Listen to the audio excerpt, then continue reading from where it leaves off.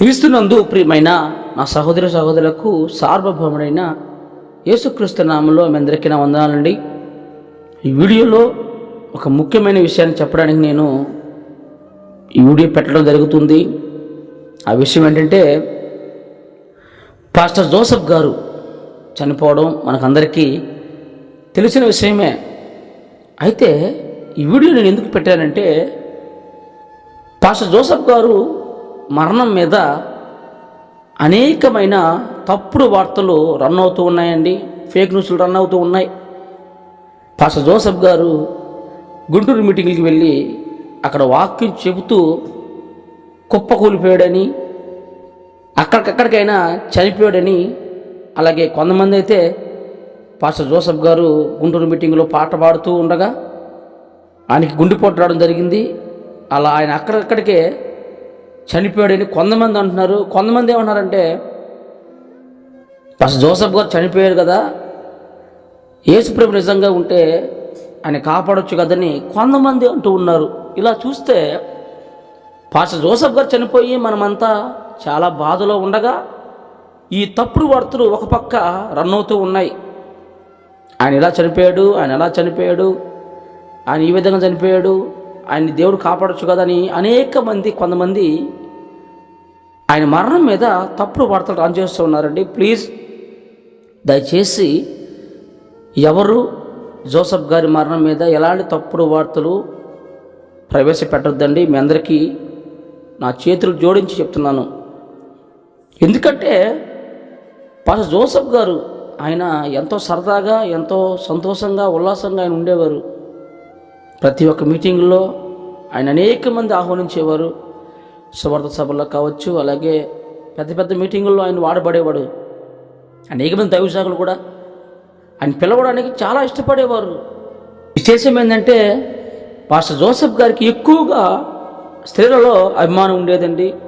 అనేక మంది స్త్రీలు ఆయన ఎక్కడ వాకింగ్ చెప్పడానికి వస్తున్నాడని తెలియగానే పరిగెత్తుకుంటా వెళ్ళిపోయేవారంటే ఆయన మీటింగులకి. ఎందుకంటే స్త్రీలతో ఆయనకున్న అనుబంధం అలాంటిది. ఆయన వాక్యం చెప్తున్నప్పుడు, ఆయన నవ్విస్తున్నప్పుడు స్త్రీలు ఎంతో ఆనందంగా, సంతోషంగా ఆయన వాక్యాలని నవ్వుకునేవారు. కొంతమంది అంటారు, నవ్వుపీయడం వాక్యమా బ్రదరు అంటున్నారు. నేను వాక్యం చెప్పలేదు కానీ ఆయన సరదాగా ఉండేవారు అని మాత్రమే చెప్తున్నాను. వాక్యం వేరు, నవ్వుపీయడం వేరండి. కానీ ఆయన వాక్యంలో మధ్యలో నవ్వుపిచ్చేవాడు అని చెప్తున్నాను, అంతే, ఇంకేం లేదు. కాబట్టి ఎవరు దయచేసి బ్యాడ్ కామెంట్లు పెట్టద్దు. ఆ పాస్టర్ గారు వాక్యం చెప్తూ మధ్యలో స్త్రీలని ఆట పట్టిస్తూ కడుపుబ్బ నవ్వుపిచ్చేవాడండి ఆయన పాస్టర్ గారు. కానీ ఇలాంటి పాస్టర్ గారి మీద ఈ తప్పుడు వార్తలు ఏంటో నాకు అర్థం కావట్లేదు. ఒక వ్యక్తి చనిపోయాడని తెలిస్తే, ఒక వ్యక్తి ఇబ్బందుల్లో ఉన్నాడని తెలిసినప్పుడు ఎవరు ఆ వ్యక్తి గురించి తప్పుడు వార్తలని రన్ చేయకూడదండి. ఎందుకంటే అది మనకు తగదు.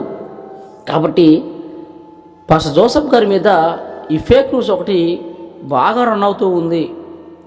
ఆయన గుంటూరు మీటింగ్లో కుప్పకూలి అక్కడికక్కడికే పడి చనిపోయాడని చెప్తున్నారు. కాబట్టి ఈ వీడియోలో గుంటూరు మీటింగ్లకి పాస్టర్ జోసెఫ్ గారిని ఆహ్వానించిన ఆ దైవసేవకులు కొన్ని మాటలు మనకు చెప్తాడు. ఆ మాటలు ఏంటంటే, పాస్టర్ జోసెఫ్ గారిని ఆయన ఎలా రిసీవ్ చేసుకున్నారో, ఆయన ఎలా చనిపోయాడో ఆయన మాటలోనే మనము పూర్తిగా తెలుసుకుందాం. అంతేగాని మనకు ఆధారం లేనిదే మనం ఏది కూడా నమ్మలేం. కాబట్టి మీ అందరికీ ఒక ఆధారం నేను చూపిస్తాను. ఆయన ఎలా చనిపోయాడో, అనేక మంది పాస్టర్ జోసెఫ్ గారి మీద చెప్తున్న ఆ తప్పుడు వార్తలకి ఆ పాస్టర్ గారు చెప్పే సమాధానం ఎలా ఉంటుందో మీరు ఈ వీడియోలో పూర్తిగా చూడండి. పాస్టర్ జోసెఫ్ గారు గన్నవరం అనే ఒక ఊరిలో, గ్రామంలో మీటింగ్ సభలో వాడబడి వాక్యం చెప్పిన వెంటనే ఆ రోజు రాత్రి 1 గంటకి గుంటూరు స్థలానికి రావడం జరిగింది. అయితే ఆయన గుంటూరుకి వచ్చిన తర్వాత రాత్రి అంతా ఆయన ప్రశాంతంగా పడుకొని ఉదయాన లేచి ఆ పాస్టర్లతో వాళ్ళందరితో సరదాగా మాట్లాడాడంట. ఆ పాస్టర్ గారు సరదాగా మాట్లాడి కాఫీ తాగాడు, టిఫిన్ తిన్నాడు, అంతా చేశాడు. తర్వాత సడన్గా ఆయన గుండెపోటు రావడం జరిగింది. తర్వాత ఆయన హాస్పిటల్కి తీసుకెళ్ళగా ఆయన మరణించాడని వైద్యులు చెప్పారంట. అంతేగాని ఇంకేం జరగలేదు. సడన్గా ఆయన రూమ్లోనే ఆయనకి హార్ట్ స్ట్రోక్ రావడం జరిగిందంట. తన డ్రైవరే చెప్పాడంట. కాబట్టి ఆ పాస్టర్ గారు, అతన్ని ఆహ్వానించిన పాస్టర్ గారు మాటలోనే మనం పూర్తిగా తెలుసుకుందాం. దయచేసి ఆయన చెప్పే మాటలు వినండి.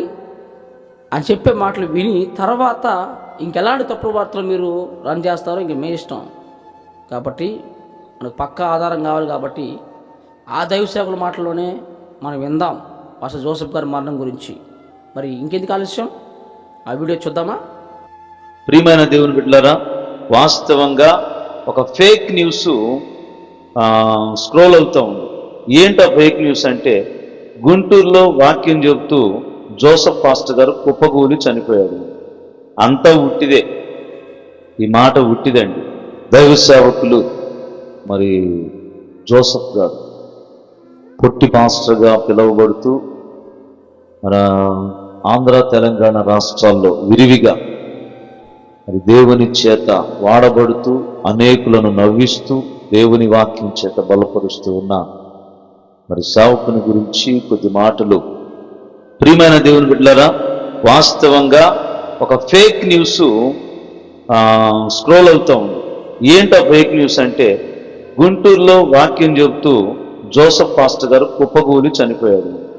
అంతా ఉట్టిదే, ఈ మాట ఉట్టిదండి. గన్నవరంలో నిన్న సాయంత్రం ఈ సమయంలో కూడా గన్నవరంలో సువార్త ప్రకటన చేసి మరి అక్కడ ఆ సువార్తను ముగించుకొని, వాక్య పరిచర్యను ముగించుకొని గత రాత్రి అంటే 1 గంట, ఈరోజు తెల్లవారుజాము 1 గంట సమయంలో మా మధ్యలోనికి వచ్చారు. ఇది వాస్తవం. చాలామంది అన్నీ తెలిసినట్టే ఆ ఫేక్ న్యూస్ మరి ఎందుకు ప్రచారం చేస్తున్నారు దైవ సేవకుని గురించి నాకు అర్థం కావట్లేదుగా. ఇప్పుడు కూడా ఆ పాస్టర్ గారిని దేవుడు కాపాడలేదా? అది దేవుడు మిమ్మల్ని దీవించునుగాక సోదరులారా. ఒకరికి ఒక్కొక్క దినం ఉంటుంది ఖచ్చితంగా. మరణ దినం అనేది ఖచ్చితంగా ఒక్కొక్కళ్ళకి ఉంటుంది. నన్ను చూడంగానే అన్నయ్య వందనాలు అనుకుంటూ వచ్చి నన్ను కౌగులించుకున్నాడు. అయితే ఆయన పట్టుకోవడానికి నేను మోకాళ్ళు వేసి కూర్చొని అంత ఇదైపోయింది. మరి ఇక రాత్రికాల సమయం మంచి కాఫీ తాగాడు. అయ్యా నన్ను క్షేమంగా దేవుడు తీసుకొచ్చాడు అని ప్రేమతో మరి వాళ్ళ డ్రైవర్తో కలిసి అనేక విషయాలు దరిదాపుకు ఒక అరగంట సేపు మాట్లాడుకున్నాం.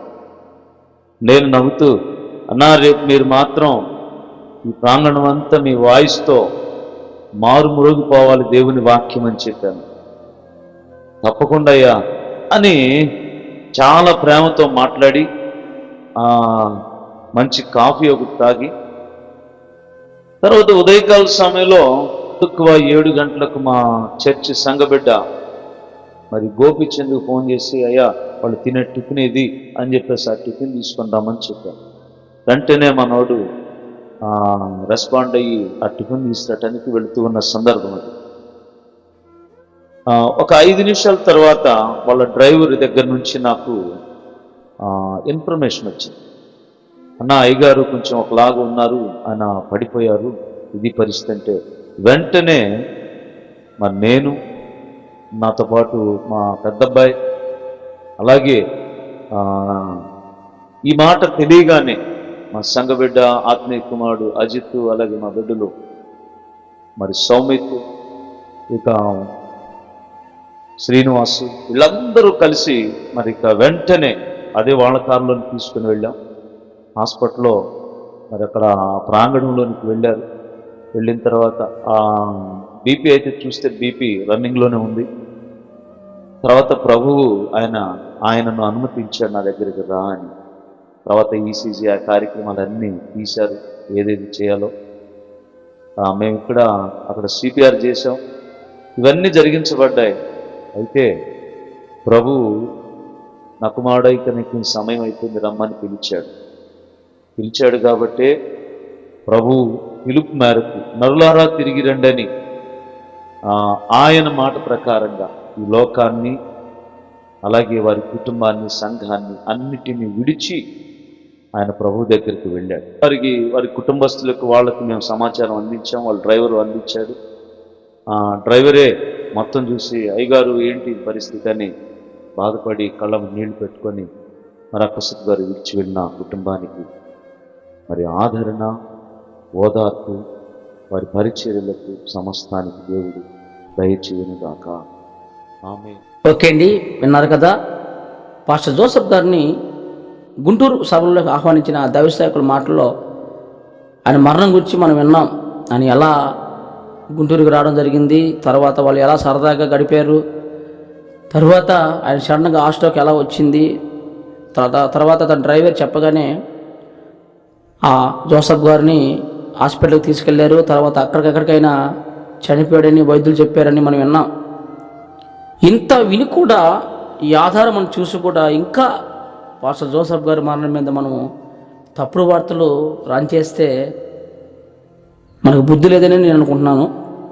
కాబట్టి ఎవరు దయచేసి బుద్ధి ఉన్నవాళ్ళు ఎవరు ఈ పనులు చేయరు, బుద్ధి లేని వాళ్ళు మాత్రమే ఇట్లాంటి పనులు చేస్తారండి. కాబట్టి ఎవరు పాస్టర్ జోసెఫ్ గారి మరణం మీద ఎలాంటి తప్పుడు వార్తలు ప్రవేశపెట్టద్దు. ఆయన ఇలా చనిపోయాడు, ఆయన అలా చనిపోయాడు, యేసుక్రీస్తు ఉంటే ఆయన కాపాడొచ్చు కదా, ఇవన్నీ మనకు వద్దు. మనం కోరుకునేది ఒకటే, మనమందరం కోరుకునేది ఒకటే.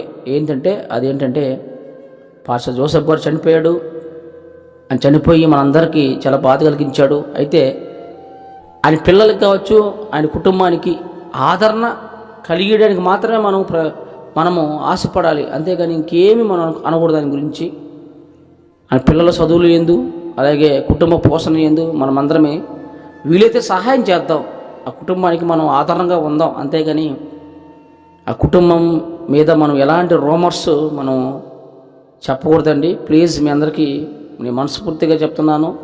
దయచేసి ఎవరు పాస్టర్ జోసెఫ్ గారి మరణం మీద ఫేక్ న్యూస్లో రన్ చేయొద్దండి.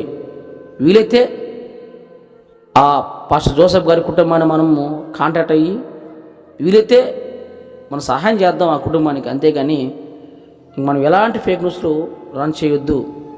అలాగే మనకు ఎంతో బాగా తెలిసిన పాస్టర్ గారైన జ్యోతిరాజ్ పాస్టర్ గారు ఆ కుటుంబానికి కూడా ఆదరణ కలిగించాడని నేను విన్నాను.